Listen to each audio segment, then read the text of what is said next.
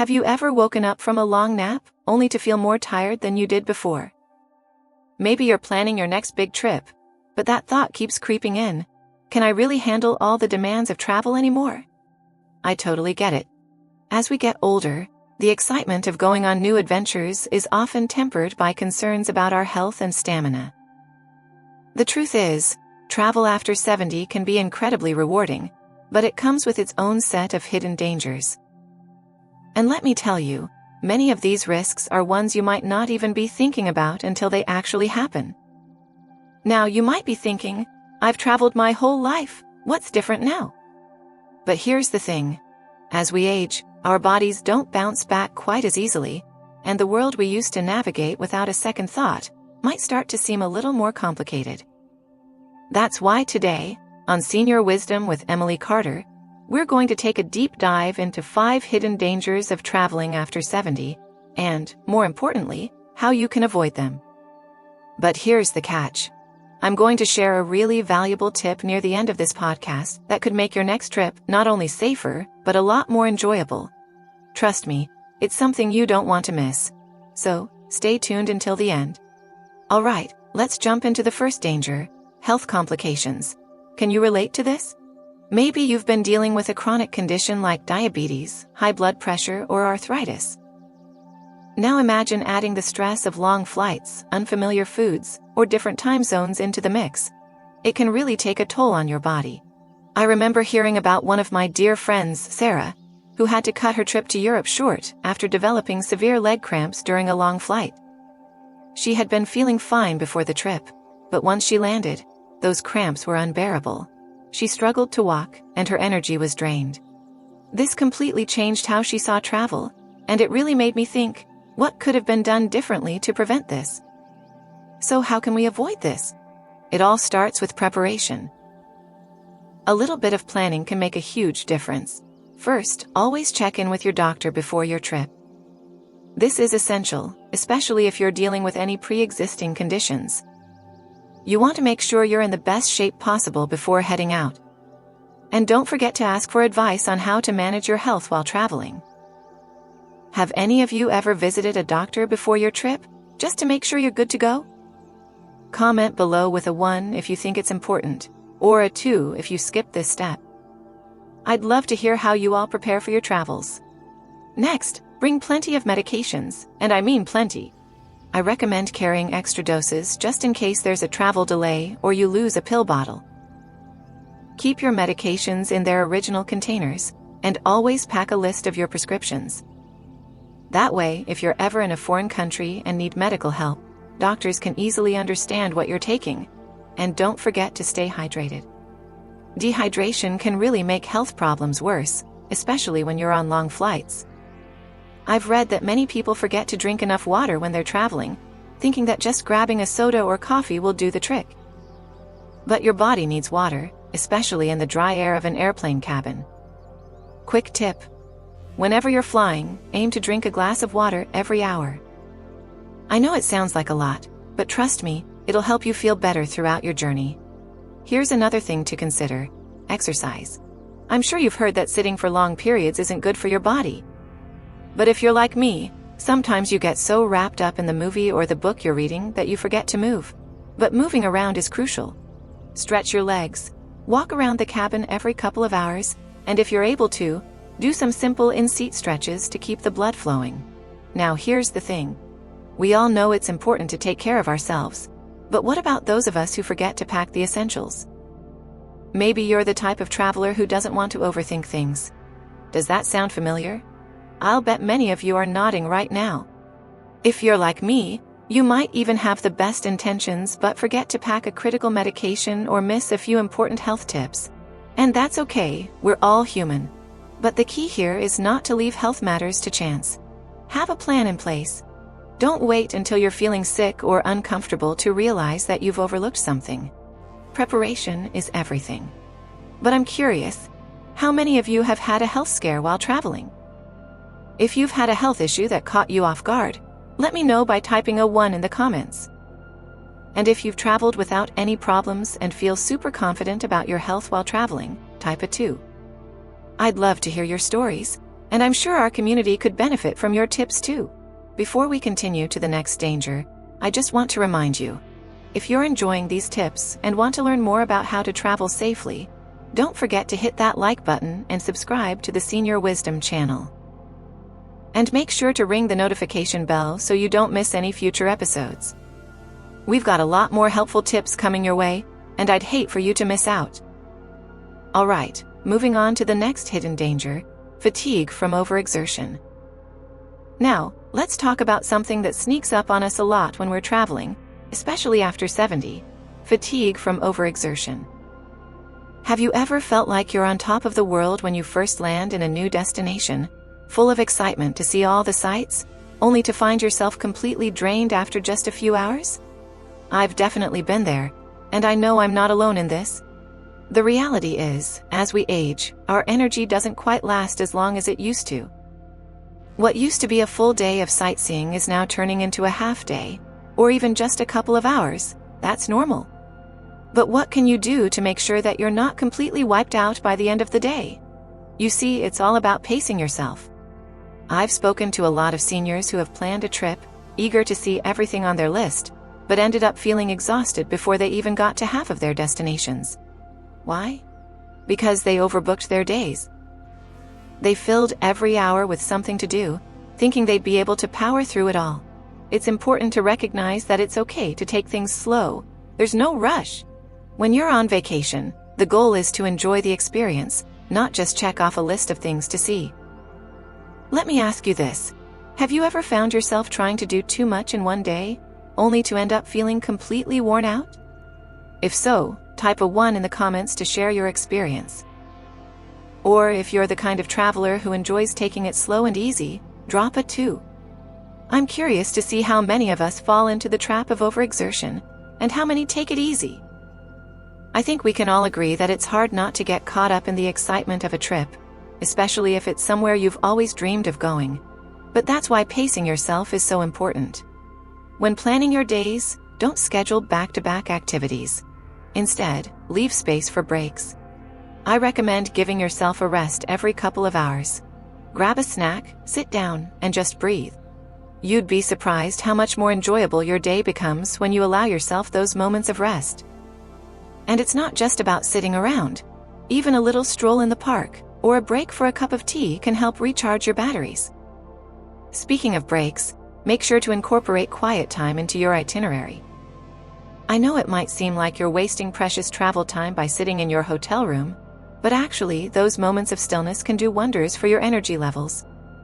I learned this the hard way after overdoing it on one of my trips, and trust me, I regretted it. What about jet lag? If you're flying to a different time zone, that can really throw off your body's rhythm. I've heard from so many people that jet lag just gets worse as they get older. The trick? Start adjusting your sleep schedule a few days before you leave.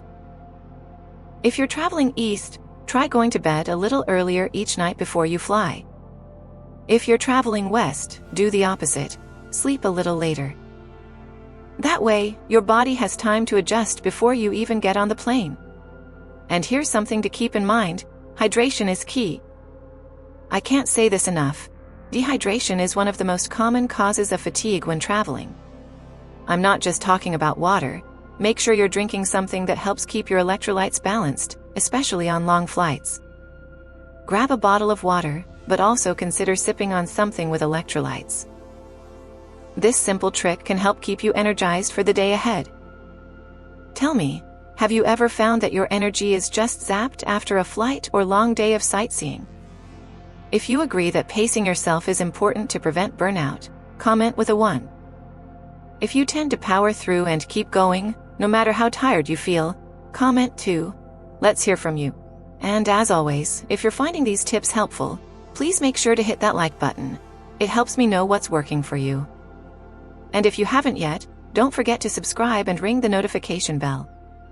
That way, you'll always get notified when I post new videos filled with helpful advice on how to make the most out of life, especially when it comes to traveling in your golden years. So, here's what I want you to take away from this. You don't have to see everything in one day. It's not about checking items off a list. It's about experiencing each moment with joy and energy. Remember to give yourself the time to rest and recharge, because the more you rest, the more you'll be able to enjoy the trip. Okay, I know we've talked a lot about pacing and staying energized, but here's a big one that I know a lot of you might relate to: falls and mobility issues. I've seen so many stories about older travelers who had their trips cut short because of a simple fall. Whether it's tripping on an uneven sidewalk, slipping in a hotel bathroom, or even a minor misstep on a tour. These kinds of accidents are more common than you might think, especially when we're navigating new and unfamiliar places. Have you ever found yourself struggling with uneven surfaces or unfamiliar terrain? If that's ever happened to you, comment 1 to share your experience. Or if you've found ways to keep safe, drop a 2 and share your tips.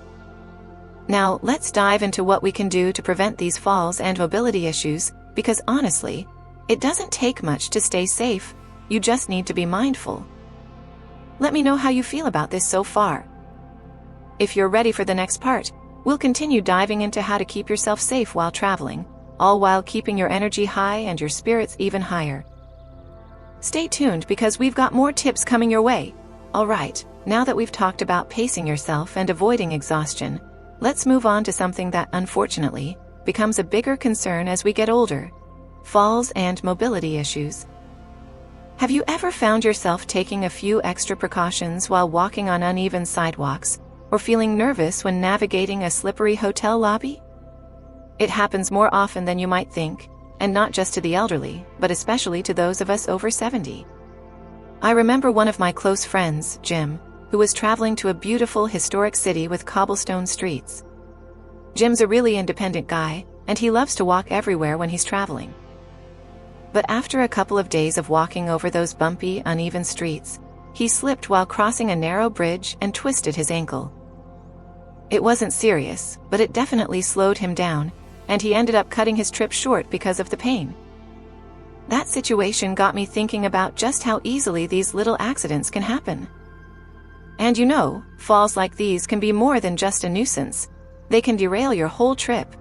The last thing you want is to be stuck in a place with limited mobility waiting for recovery. So, what can we do to make sure that doesn't happen?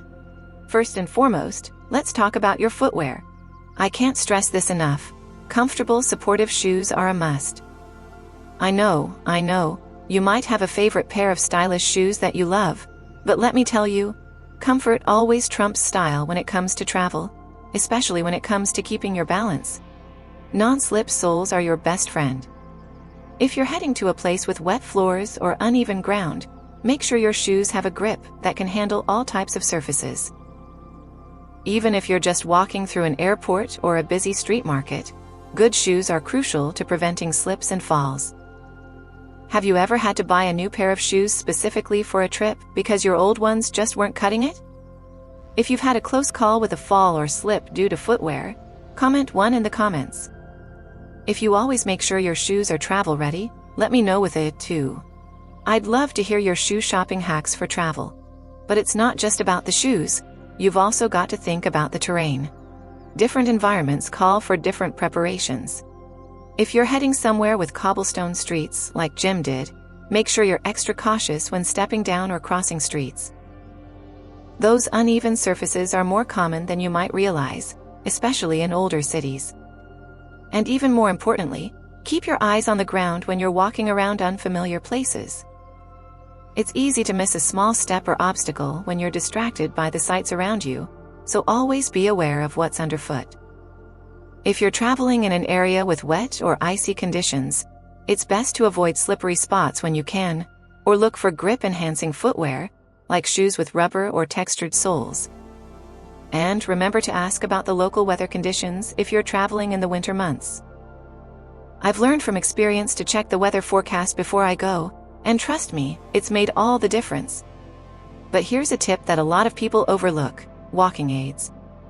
I know that using a cane or walker can feel like it's admitting you need help, but let me tell you, there's no shame in being cautious. If you're traveling to places that have a lot of stairs or uneven ground, consider bringing a walking stick or cane to help keep you steady.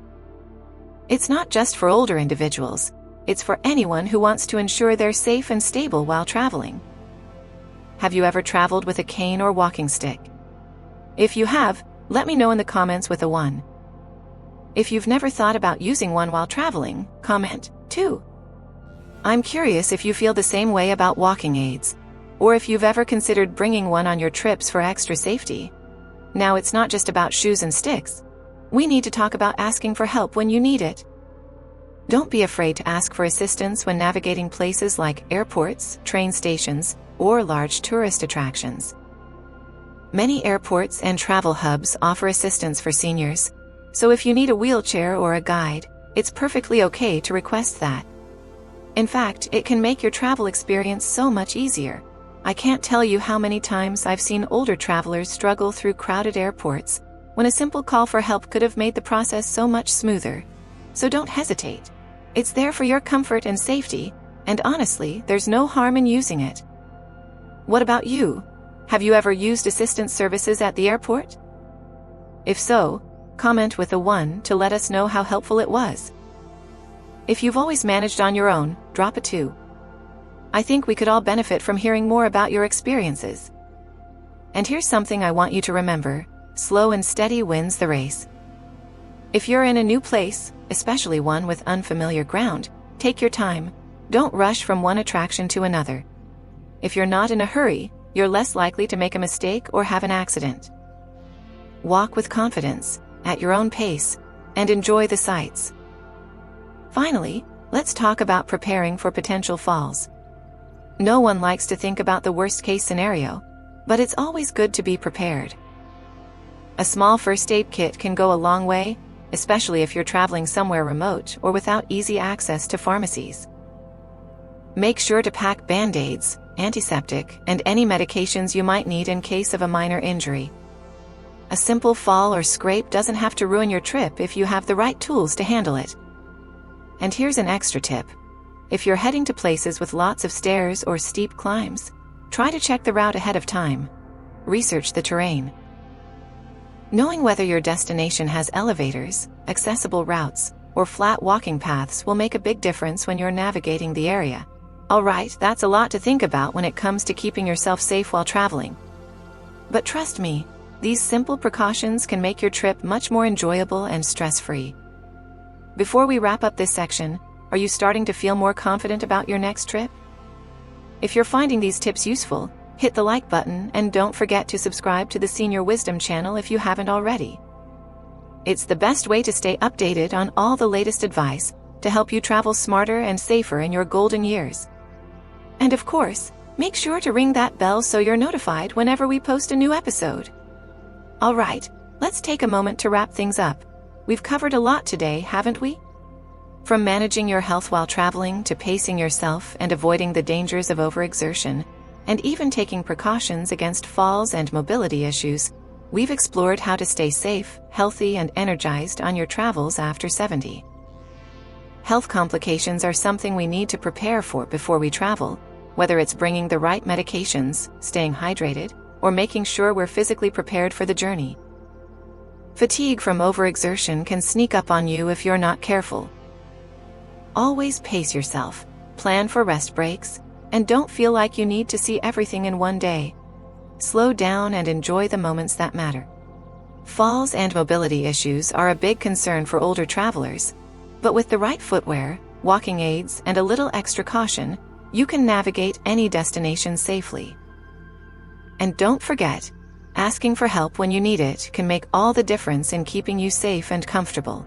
Now, I know that traveling after 70 might feel a bit overwhelming at times, especially when you consider all these factors. But don't let fear or uncertainty hold you back. With a little preparation, the right mindset, and these tips in mind, you can still have amazing adventures and create memories that will last a lifetime. I really hope that you're feeling more confident now about your travels, knowing that these hidden dangers don't have to get in the way of your journey. I believe that, with the right approach, the world is still waiting for you to explore, and there's no reason you can't enjoy it to the fullest. If you found these tips helpful, please give this video a thumbs up. It really helps the channel, and it lets me know that you're enjoying this kind of content. If you haven't already, make sure to hit that subscribe button and ring the bell so you don't miss any future episodes, packed with more practical advice for seniors who want to live life to the fullest. And one last thing. Please share this episode with someone you know who might also benefit from these tips. Whether it's a friend, family member, or anyone else who's thinking about traveling, let's spread the knowledge and help each other stay safe and enjoy life's adventures. Finally, thank you. I'm so grateful for each and every one of you for tuning in today. Your time means the world to me. I'm Emily Carter, and I can't wait to bring you more tips on how to live your best life. Until next time, travel safely, stay curious, and take care of yourself. See you soon and happy travels.